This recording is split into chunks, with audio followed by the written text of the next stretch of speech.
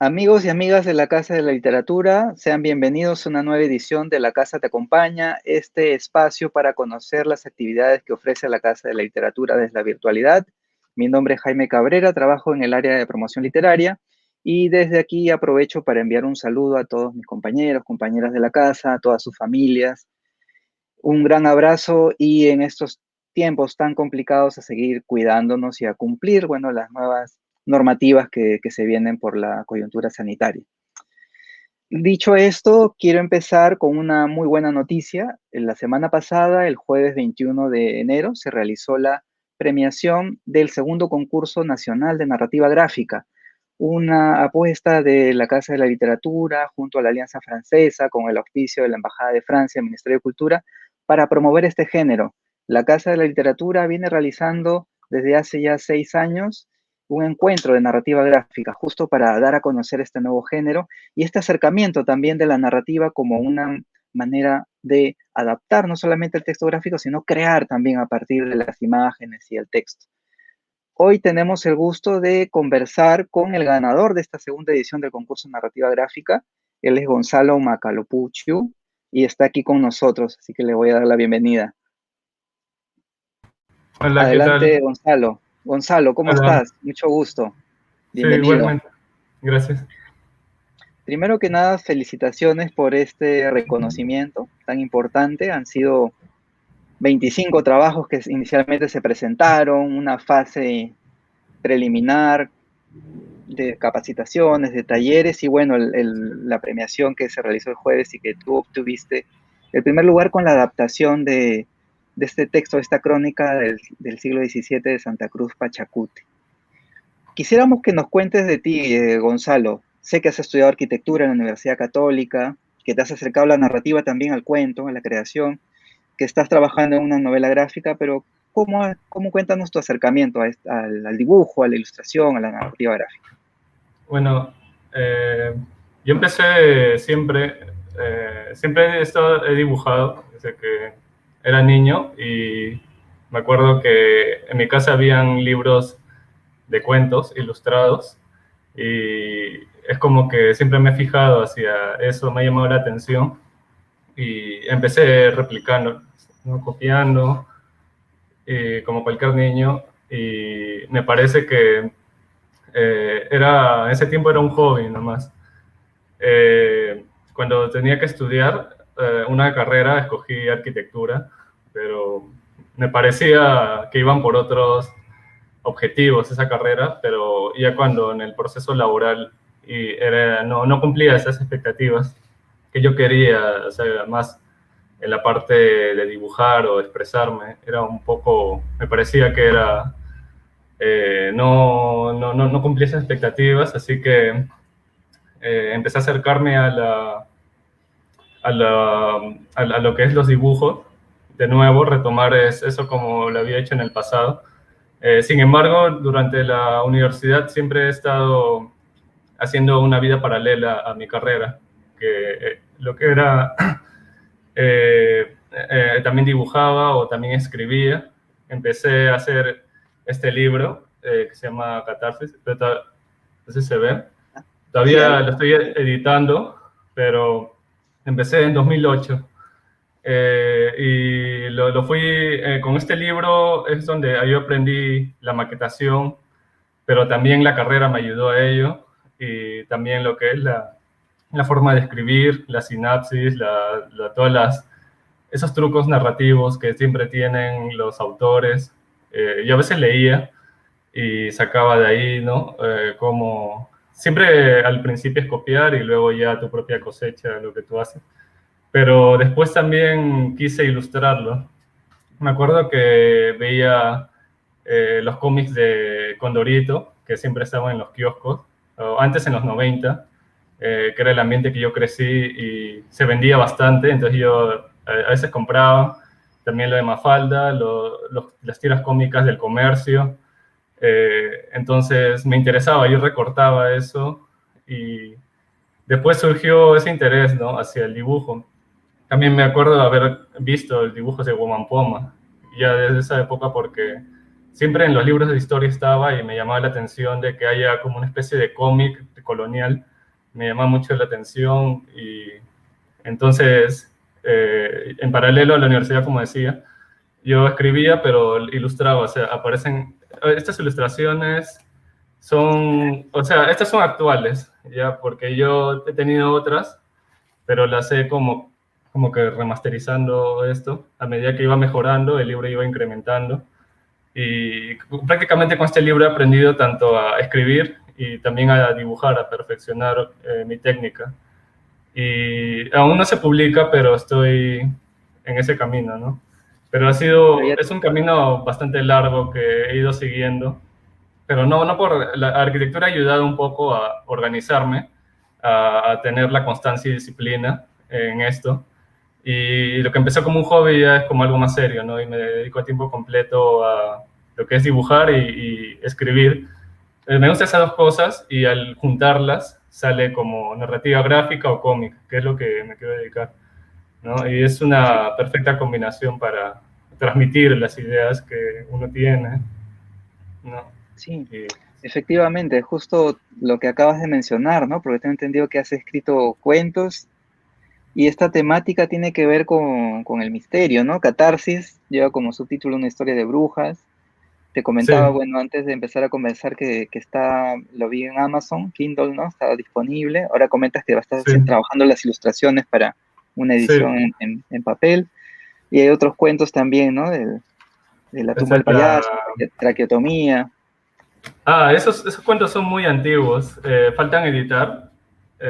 Ya, puedo mostrar esto, o sea, son como ilustraciones a blanco y negro, estas de acá, pero estas era, o sea, ahora son digitales, pero empezaron como a mano, ¿no? Y por eso todavía traté de conservar ese trazo como oscuro, de garabato, pero tiene una temática bastante punk, que es de lo que siempre me ha llamado la atención, como de fanzine, formar un formato fanzine, entonces de ahí viene, de a partir de esa idea, transformarlo a, como un libro, con esa temática que no ha sido muy explorada tampoco acá, o sea, está haciendo, pero es muy incipiente, pero actualmente sí, me alegra que se siga, haya crecido en los últimos años. Y Sí. sí. Gonzalo, antes Eh, de hablar de este trabajo que ganó el segundo concurso de narrativa gráfica, quiero que quienes nos están escuchando y viendo puedan apreciar parte de tu trabajo. Así que vamos a pasar ahora el reel sí. con un video con algunas de tus ilustraciones del trabajo ganador del segundo concurso de narrativa gráfica. Adelante, por favor, con el video.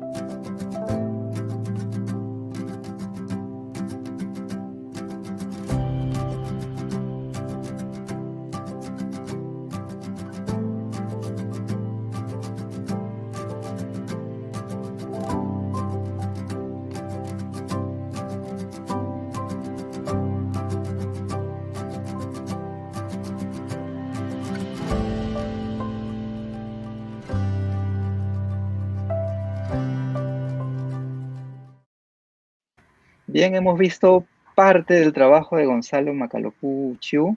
El jurado que le otorgó el segundo premio del Concurso Nacional de Narrativa Gráfica destacó su trazo, la perspectiva, ¿no? Gonzalo nos ha contado que estudió arquitectura, entonces te imagino todo eso también ha ido sumando. Además, también Sí, que escribe, ¿no? bastante. Entonces, toda esta adaptación del guión, porque el concurso permitía que formar equipos. Bueno, Gonzalo ha podido amalgamar tanto la experiencia escribiendo en la narrativa como dibujando. Gonzalo, este texto es una crónica del siglo XVII, ambientada en Cusco, de un cronista, Joan Santa Cruz Pachacuti. Quisiera, por favor, que nos cuentes cómo ha sido el proceso de adaptación para llegar a la versión final del cómic. Sí, primero más que todo yo ya tenía cierta experiencia en el cómic. He hecho, no, o sea, mi experiencia se basaba hacia un año atrás del concurso. en donde había realizado un cómic muy breve como experimento. Se llamaba Sanguín, es este de acá, un momento. O sea, está como todavía proyecto, ¿ya? Era un cómic muy breve, pero era mi primer acercamiento a lo que es el cómic. Entonces, en base a eso, yo ya había hecho un estilo, o sea, estaba tratando de concretar un estilo propio, porque antes no había hecho cómic, solo ilustraciones independientes. Entonces, vi el concurso y me llamó la atención que hablaba de una crónica colonial, de donde se pudiera más que todo mostrar a la gente la historia de los incas y más que es relevante para lo que es el bicentenario. Entonces empecé primero a informarme, ¿no? A sacar fuentes, primero a leer el texto, lo he leído varias veces, subrayando. Después este libro fue importante, aunque tengo uno en PDF completo, es de Guamampoma, este es un recopilatorio, ¿no? De todas sus ilustraciones y, y ver, ¿no? La ambientación, no, acá no hay ambientación, acá hay los personajes, la ropa y ciertas costumbres, ¿no? O ciertos detalles, como que los incas no llevan cabello largo, sino es corto. La nobleza lleva corto y lo que es el resto sí es cabello largo, como siempre sea. O sea, ese tipo de detalles, buscar. Después estaba Garcilaso, este libro, Comentarios Reales, y este de acá, el de José Antonio del Busto, que es bastante lo que es, acierta muchas precisiones, pero también utilizar mitología y lo que es cómo la gente ve a los incas.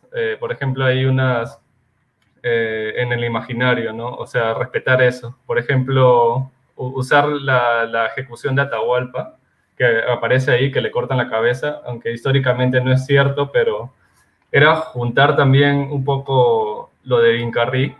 Ya sé que no es mi tema, pero tener ciertos tintes de Incarrí para que no quede relegado dentro de la relación de antigüedades, que es esta crónica.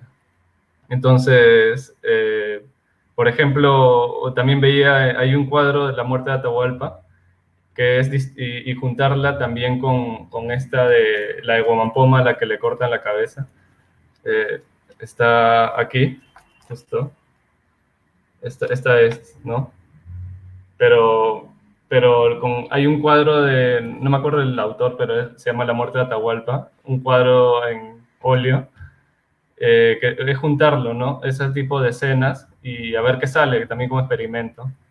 Pero me gustaba la forma en que dibujaba la de Guamampoma. Yo me he visto influenciado cómo dibuja Guamampoma bastante. O sea, como he dicho, desde mi infancia, un poco queriendo como que inspirándome en él, así que veía semejanzas de que tal vez sus dibujos podría como animarlos, pero no copiándolo tal cual, sino ofreciendo un valor agregado, una historia o el color sobre todo. Me gustaba trabajar el color. Entonces, ya ahora tenía la historia completa. Lo que pasa es que el final de la crónica original es un poco derrotista. O sea, llegan españoles, destruyen todo y ahí acaba, ¿no? Es como que un poco deja un mal sabor de boca. Y siempre me parece que no es acorde a lo que queremos. O sea, que siempre el peruano dice, o sea, es muy derrotero, se lamenta por un pasado que está ahí. Entonces yo quería darle un giro a eso. Entonces, la muerte de Atahualpa y la caída de los incas acaba en la mitad del libro, o sea, de mi adaptación, pero la otra mitad es Pachacutic y la victoria de los chancas. Es como, pero está contado a forma de un flashback. Lo que pasa es que quien narra la obra en mi adaptación es Santa Cruz Pachacutic, el mismo cronista. Él dice, la caída del imperio se debió a los propios incas. Eso es verdad. O sea, no fueron los españoles quienes destruyeron el imperio, sino los propios incas. Que eso es un poco analógico a los propios peruanos, somos nuestros propios enemigos a veces. Digo a veces, y entonces eso se debe a la guerra civil que hubo y está contada en la crónica entre Huáscar y Atahualpa. Pero eso se debió a la falta de fe que ellos tenían quiero acotar antes que la crónica hace a los incas como cristianos, pero no son cristianos, sino que creen en un Dios que fue revelado antes por el apóstol Santo Tomás, que vino acá al Perú. O sea, es muy distinto ya. Vino acá y los transformó, pero no saben que existe Jesucristo, pero los incas tuvieron la revelación de que existe un solo Dios y que debían rendirle con unos mandamientos. O sea, son 8 mandamientos, algo así menciona. Entonces, quienes quebrantaran esos mandamientos de Dios no vendrían catástrofes. Entonces, hay ciertos incas, en la crónica distinguen que hay ciertos incas que fueron devotos y otros incas que fueron más herejes, fueron politeístas. Entonces, Santa Cruz Pachacute concibe que los incas fueron monoteístas. Esa es su postura, yo adapto eso, entonces eso es lo que yo rescato. Entonces, los incas que son politeístas y hacían sacrificios humanos y todo, hacen que en el imperio caigan desgracias. Entonces, tanto Huayna Cápac, Huáscar y Atahualpa, según la crónica, eran como herejes, hacían sacrificios, violaban mujeres, hacían desmadre, y por ello, ante ello vienen los españoles, y como consecuencia, ¿no? Como una especie de apocalipsis, de cambio del mundo.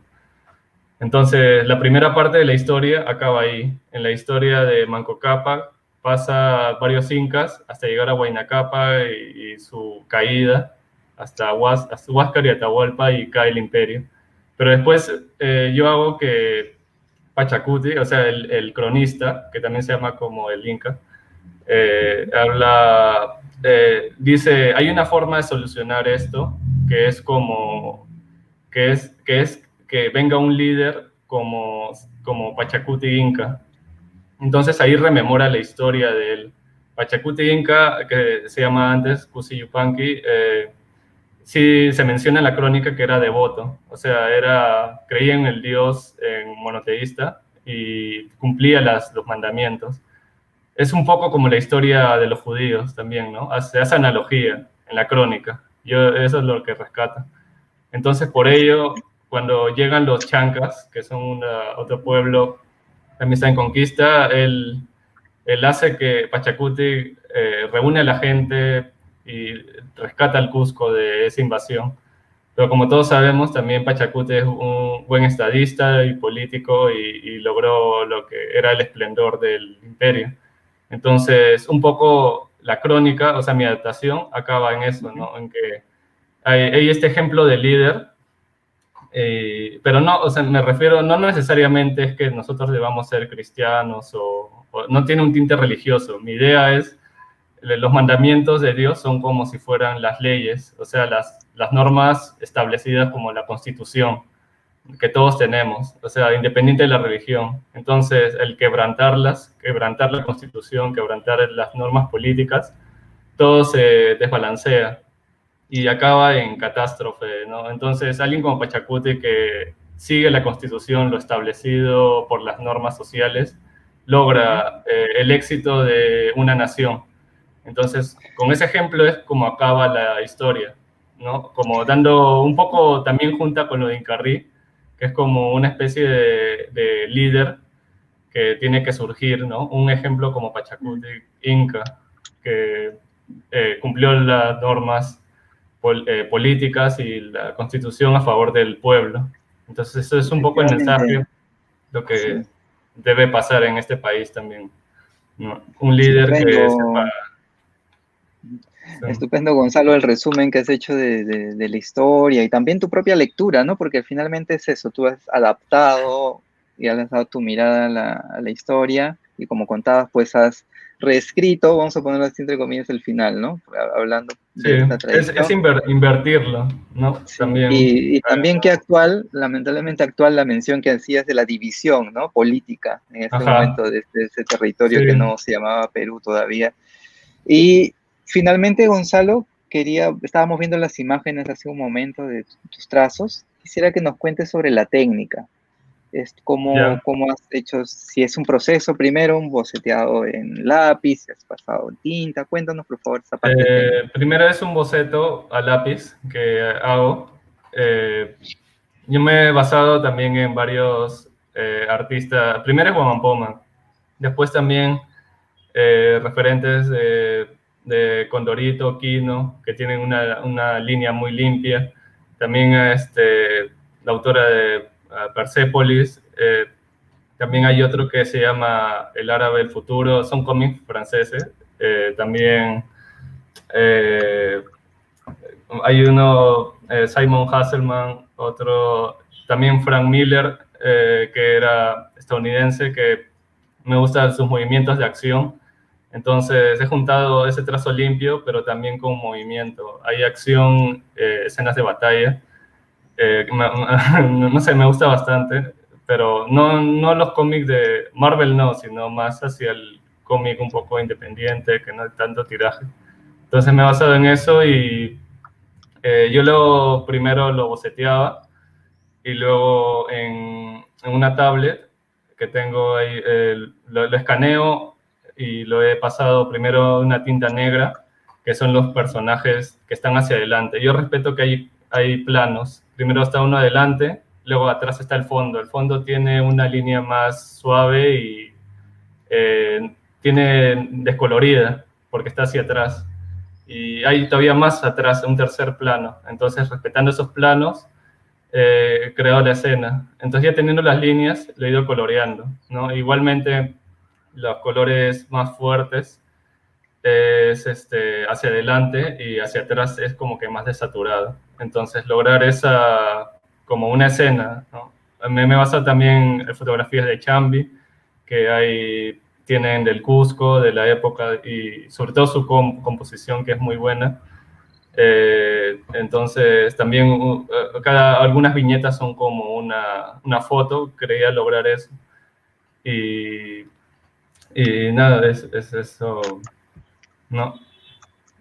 Lo Eso, que bueno, Gonzalo, nuevamente felicitaciones por este trabajo que ha sido premiado y que eh, te ha permitido no solamente conocer y reconocer esas influencias que tenías, sino también poder ver materializar el trabajo, ¿no? Que este es parte del premio también, que esta adaptación, que este cómic se dé a conocer y la oportunidad de hacer una pasantía en Francia, ¿no? Sé que el contexto es bastante adverso a nivel mundial, pero ahí está esa oportunidad de poder seguir creciendo y aprendiendo. Te agradezco sí, nuevamente que nos hayas gracias. compartido tu experiencia Sí, y muchos éxitos en lo que venga. Un abrazo, hasta luego. ya, gracias. Hasta luego a ustedes. Gracias, Gonzalo. Bueno, hemos conversado con Gonzalo Macalupuchu, el arquitecto interesado en la narrativa gráfica, también escritor. Nos ha contado su experiencia adaptando esta crónica de Santa Cruz Pachacuti, cuyo trabajo ha sido reconocido en el segundo concurso de narrativa gráfica. Paso a darles cuenta de dos actividades de la casa. Esta segunda actividad es, está dirigida a familias con bebés, con niños, niñas de 0 a 3 años. Se trata de la presentación del segundo volumen del Cancionero para Bebés, Bebetecas. Esta nueva colección, eh, que está a cargo de la Casa de la Literatura, del programa Bebetecas dirigido por Silvia Mesa, nos va a presentar más de 30 canciones, arrullos, nanas, poemas adaptados y que reúne en esta segunda edición algunas canciones, algunos temas de distintas regiones del país, tanto de la Amazonía, de los Andes, los poemas de Luis Valle Goicochea, trabajos de Elvira Castro de Quirós, de Piura, Amparo Baluarte de Moquegua, y también canciones de Omar Camino, Juan Luis Dammert, y una de un cantante argentino muy conocido que se llama Piero. También una de las canciones está en este cancionero. La presentación va a ser este viernes 29 de enero a las 3 de la tarde. La actividad se va a transmitir por el Facebook de la Casa de la Literatura, el grupo de Facebook de la Sala Cota Carvalho, y va a presentarlo Silvia Mesa, quien es coordinadora de este programa Bebetecas. Va a estar una especialista en lectura de primera infancia de Argentina, María Emilia López. Ella va a comentar el cancionero y va a haber una parte musical en la que van a participar Piero Bustos, coordinador de nuestro coro Paco Yunque, y la participación de integrantes del programa de Abuelas y Abuelos Cuentacuentos. Este cancionero va a estar disponible desde este viernes de manera virtual en nuestra página web, así que ya están invitados y además, por supuesto, va a servir para continuar con las sesiones virtuales del programa Bebetecas. Así que esta es una buena noticia para las familias que semana a semana participan de estas actividades organizadas por la Sala Cota Carvalho. Esa es la segunda actividad que tenía que darles. Finalmente, atención, creadores, creadoras, escritores, autores interesados en la creación literaria. Les recuerdo, faltan pocos días. Este sábado 6 de febrero vence la convocatoria para el quinto concurso de microrrelatos Bibliotecuento. Este concurso, organizado por la Biblioteca Mario Vargas Llosa, busca promover la creación literaria y, como saben, el tema central tiene que ver con las bibliotecas y este año, debido a la pandemia, se ha añadido también como línea temática los lectores y la lectura en contextos de crisis, ¿no? Es decir, en alusión, por ejemplo, a una situación como la que vivimos, la pandemia, ¿no? Y otras circunstancias. ¿Quiénes pueden participar? Personas a partir de los 16 años, peruanos o extranjeros residentes en el país. ¿Cuál es el único gran requisito? Que este texto no supere las 150 palabras, sin contar el título. Así que esa es la condición. Las bases las encuentran en la página web. Aquí le estamos mostrando la pantalla. Lean cuidadosamente las bases. Ahí se habla del correo al que hay que enviar, el asunto del seudónimo, todas las condiciones y quiénes pueden participar. Les he resumido lo esencial. Bien, eso es lo que quería recordarles. Como siempre, mencionarles también que todas las actividades de la Casa de la Literatura, los talleres que convoca la Biblioteca Mario Vargas Llosa se encuentran disponibles en la página web, así que pueden ir revisándolos.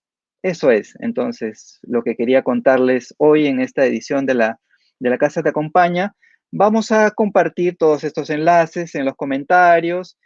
También vamos a colocar la información sobre Gonzalo Macalupú, que nos cuenta que tiene una página de Instagram, así que ahí vamos a poder también dar a conocer el trabajo de este joven talento y valor también de la narrativa gráfica con quienes hemos conversado. Bueno, eso es todo por hoy en La Casa Te Acompaña. Nos vemos en la siguiente edición, el próximo miércoles a esta hora. Hasta luego.